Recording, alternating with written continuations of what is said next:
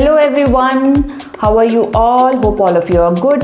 Today I'm here to present quick tips and tricks for multiplication of integers and division of integers. Okay, so multiplication of integers,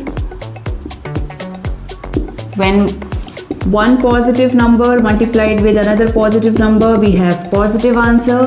When one positive number multiplied with another negative number, we have negative answer. And when both the negative numbers are multiplied, we have positive answer. Okay, so when two similar signs are multiplied, answer is always positive. When two different signs are multiplied, answer is always negative. Okay, tips for division. Similarly, when two positive numbers are divided, answer is positive.